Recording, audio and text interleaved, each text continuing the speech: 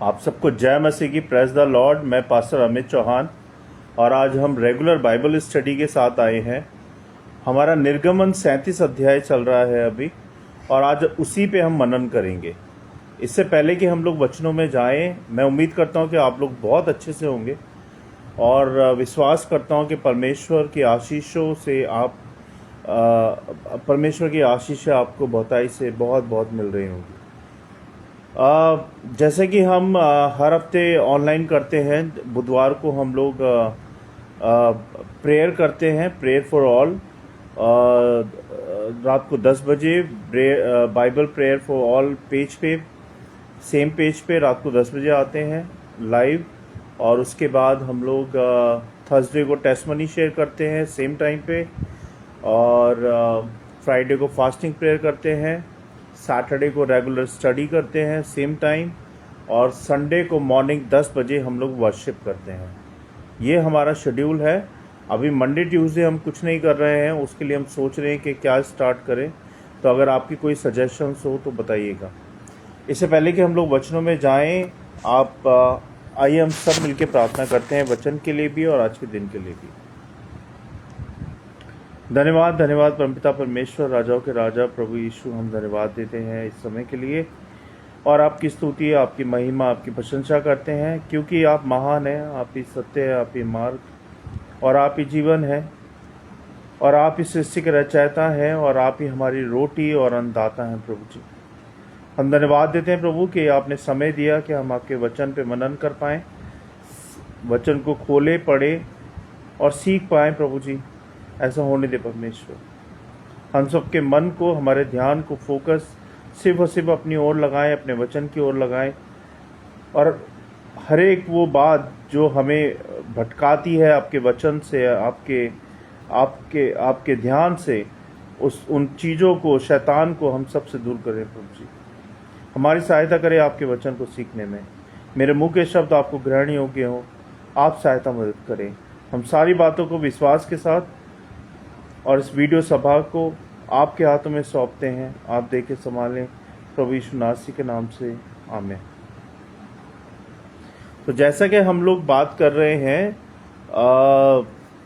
निर्गमन 37 अध्याय के बारे में, तो इस पे आज हम मनन करेंगे। अगर आपके पास बाइबल है तो बाइबल निकाल लीजिए, और अगर आपके पास बाइबल नहीं है तो कोई बात नहीं, आप मुझे सुन लीजिए।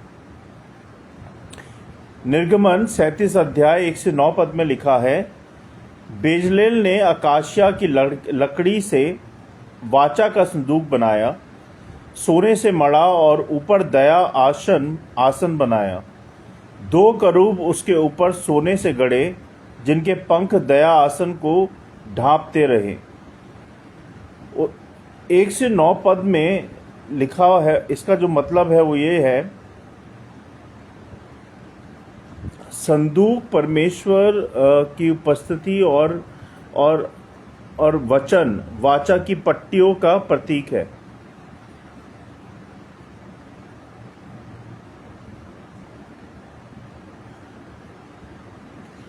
और ऊपर दया का आसन है, जिसे कहते हैं मर्सी सीट, जहां प्रायश्चित का रक्त छिड़का जाता था। अब ये पहले समय में होता था, यानी कि पुराने नियम में होता था। परमेश्वर न्याय और व्यवस्था में कठोर हैं। परमेश्वर न्याय और व्यवस्था में कठोर है, लेकिन उसके ऊपर दया छाई रहती है। हमारा जीवन परमेश्वर के वचन, सत्य और उसकी दया, अनुग्रह दोनों से ही चलना चाहिए, ना कि शैतान से चलना चाहिए, है ना। मैं फिर से रिपीट करूंगा इस लाइन को। हमारा जीवन परमेश्वर के वचन, सत्य और उसकी दया और अनुग्रह दोनों से ही हमारा जीवन चलना चाहिए। अपने हृदय को परमेश्वर के संदूक की तरह बनाना, वचन उसमें संजोना, दूसरों के साथ कठोर न्याय नहीं बल्कि दया का अभ्यास करना, यही परमेश्वर की आशीषें हैं। दूसरी बात, हाजिर की मेज। अब हाजिर की मेज क्या होता है उसके बारे में हम अभी जानेंगे। 10 से 16 पद में लिखा है, अकाशिया की लकड़ी की हाजरी की मेज बनाई गई, सोने से मढ़ी, उस पर थाल, कटोरे, कड़छियाँ और सुरैयाँ शुद्ध सोने की बनाई गई। अब इसका क्या मतलब हुआ? इसका मतलब ये हुआ कि मेज पर रोटियां रखी जाती थी जिन्हें हाजरी की रोटी कहा जाता था। अब आपको समझ में आई हाजरी की रोटी किसको कहा जाता था? मेज पर रोटियां रखी जाती थी जिन्हें हाजरी की रोटी कहा जाता था। परमेश्वर की सतत उपस्थिति यानी कि सच्ची उपस्थिति और प्रबंध का वो चिन्ह है। परमेश्वर हमारी रोजी रोटी का स्रोत है। परमेश्वर हमारी रोजी रोटी का स्रोत है। हमारी रोटी, हमारा सहारा, हमारा परमेश्वर प्रभु यीशु मसीह है। संगति और सामूहिक उपासना में भोजन, रोटी, साझेदारी का एक इम्पॉर्टेंट पार्ट है। परिवार और कलीसिया में संगति, भोज और जरूरतमंदों की सेवा करना, हर आशीष को हाजिरी की रोटी समझकर परमेश्वर को धन्यवाद करना बहुत ज़रूरी है। जब भी आप रोटी खाते हैं, चाहे वो सुबह हो, दिन हो, रात हो, परमेश्वर का पहले धन्यवाद करो और फिर उस रोटी को रोटी के निवाले को अपने मुंह में लो। तब जाके परमेश्वर आपको आशीषें बहुताई से देंगे और आपके भंडार हमेशा स्वर्ग भंडार से भरे रहेंगे और आशीषित रहेंगे। तीसरा पद कहता है, 17 से 24 पद में लिखा है, शुद्ध सोने का दीवट मेनोरा बनाया जिसमें एक डंठल और 6 शाखाएं थी। बादाम के फूलों से जैसे कलियां, कप और पुष्प बनाए गए। 7 दीपक और बत्ती, कतरनी व तस्तरियां सब शुद्ध सोने से बनाई गई। अब 17 से 24 पद का क्या मतलब है वो हम देखेंगे। इसका अर्थ ये हुआ, तंबू एक मात्र प्रकाश है, तेल से जलता हुआ दीवट। तेल पवित्र आत्मा का प्रतीक है। तेल क्या है? पवित्र आत्मा का प्रतीक है। परमेश्वर ही जीवन का प्रकाश है। परमेश्वर ही हमारे जीवन की ज्योति है। आत्मा से भरे बिना सच्चा प्रकाश नहीं जल सकता। आत्मा से भरे बिना सच्चा प्रकाश नहीं जल सकता। नियमित रूप से बत्ती कतरना आत्मिक अनुशासन है। यानी कि जब आप दीवट रखते हो और उसमें बाती जब ख़त्म हो जाती है तो उसको कंटिन्यू करने के लिए आपको दूसरी बाती लगानी पड़ती है, फिर तीसरी लगानी पड़ती है, फिर चौथी लगानी पड़ती है, जिससे कि वो दीवट कभी बुझे ना, जलता रहे। ऐसी आपकी आत्मा को रिफ्रेश करना वचनों के द्वारा, परमेश्वर के द्वारा, बाइबल के द्वारा, चर्च के द्वारा बहुत ज़रूरी है। जब तक आप कंटिन्यू रिफ्रेश नहीं करोगे, शैतान आप पे हावी हो जाएगा। वचन सुनना, वचन पढ़ना, प्रार्थना करना बहुत ज़रूरी है। यह हमारी जीवन की यात्रा का पार्ट है जिसे हमें रेगुलर निभाना भी है और करना भी है। चौथी बात, 25 से 28 पद में लिखा है, अकाशिया की लकड़ी की धूप की वेदी बनाई, ऊपर और चारों ओर सोने से मढ़ी, सोने की जरी दी, सोने के छल्ले और डंडे बनाए। ये निर्गमन 37 अध्याय में उन चीज़ों के बारे में जिक्र है जो उस टाइम पे यूज़ किया जा करते थे। तो इन पदों का मतलब क्या हुआ? धूप की वेदी यानी कि धूप, प्रार्थना की सुगंध जो हर दिन परमेश्वर के सामने जाती है। यानी कि प्रार्थना केवल याचना नहीं है, ध्यान दीजिएगा, प्रार्थना केवल याचना नहीं है बल्कि परमेश्वर को सुगंधित उपासना अर्पण करने का तरीका है। पवित्र हृदय से उठी प्रार्थना ही सुगंधित मानी जाती है। जब आपका हृदय सच्चा होता है, पवित्र होता है, शुद्ध होता है और जब आप आराधना करते हो, प्रार्थना करते हो, तो वो जो सुगंधित आपकी आत्मा से, जो हृदय से जो उठी प्रार्थना होती है, उसी को सुगंधित प्रार्थना कहते हैं और उत्तम प्रार्थना कहते हैं, जो कि परमेश्वर को एक्सेप्टेड होती है ना। नियमित और निष्ठावान प्रार्थना जीवन अपनाना, यानी कि रेगुलरली प्रार्थना करना और सच्चाई से प्रार्थना करना, ये जरूरी है। परिवार और कलीसिया में सामूहिक मध्यस्थता प्रार्थना करना, यानी कि अपने परिवार के लिए तो करनी है, अपने पड़ोसियों के लिए भी करनी है, अपनी कलीसिया के लिए भी करनी है, अपने नेताओं के लिए भी करनी है, अपनी दुनिया के लिए भी करनी है। सबके लिए आपको प्रार्थना करना बहुत जरूरी है। अभिषेक का तेल और सुगंधित धूप, इसमें लिखा है 29 पद में लिखा है, बेजलेल ने पवित्र अभिषेक का तेल और सुगंधित धूप भी बनाया, जैसे सुगंधकार तैयार करता है। हाँ, तो इसका, इस पद का मतलब हुआ, 37 अध्याय 29 पद का मतलब ये है, ये परमेश्वर के लिए विशेष पवित्र बनाए गए सामान्य प्रयोग वर्जित है। जैसे कि पवित्रता का मतलब है अलग ठहराया जाना, पवित्रता का मतलब है अलग ठहराया जाना। जो परमेश्वर का है उसे साधारण और दुनियावी ना बनाएं। जो परमेश्वर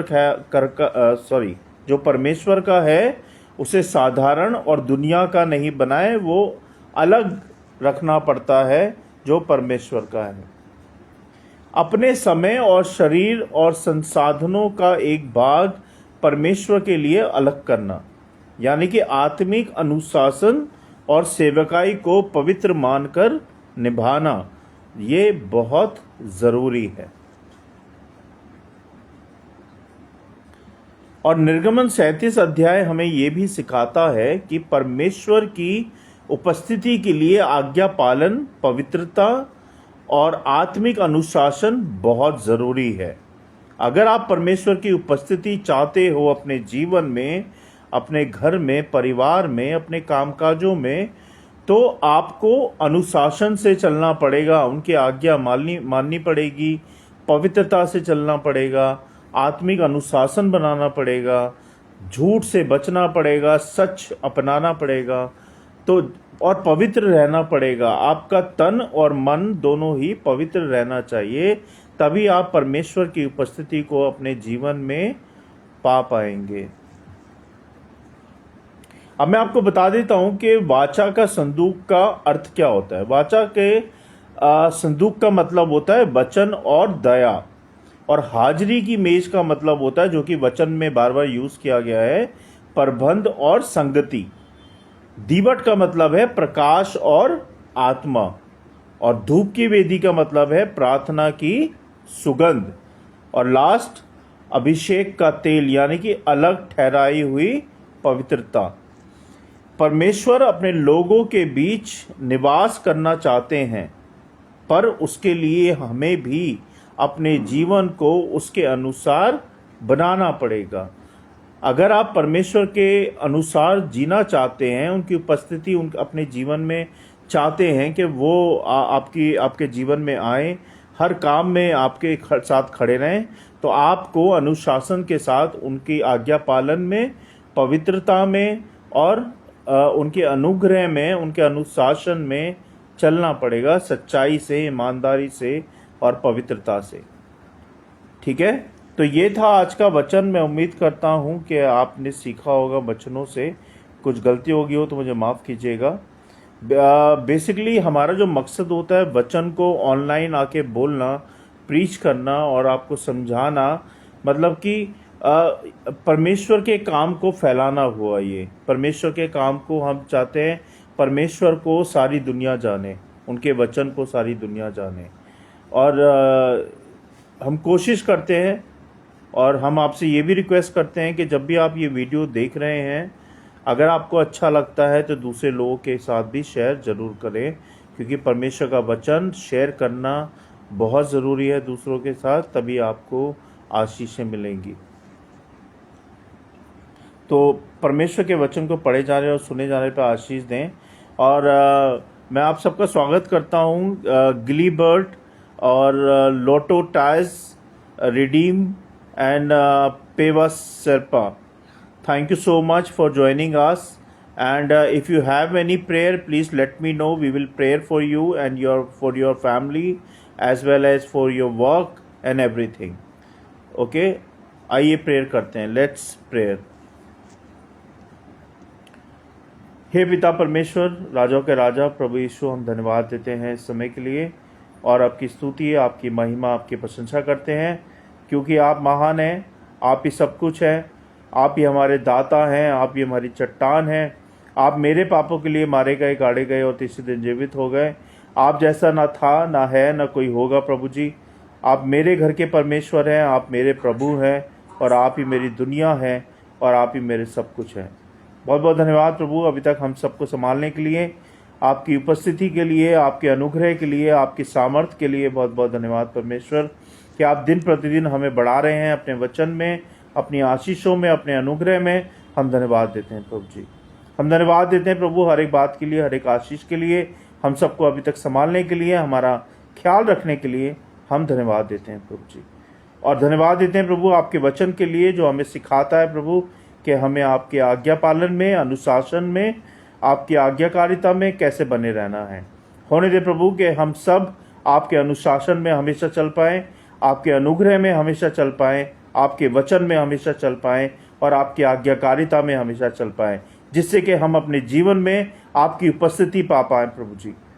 हमारी सहायता करें और हमें क्षमा करें हमारे पापों के लिए, जो भी जाने अनजाने में जानबूझ के अभी तक हमने पाप किए हैं, हमारे पापों के लिए हम सबको क्षमा करें, शुद्ध करें, पवित्र करें और अपने लहू से धो दे प्रभु हम सबको, जिससे कि हम आपके योग्य, आपके काबिल बन पाएँ, आपके लायक बन पाएँ प्रभु जी। हम धन्यवाद देते हैं प्रभु इन वचनों के लिए, इन वचन की रखवाली करें, इन वचनों को करोड़ों गुना फैलाए इस वीडियो के द्वारा प्रभु।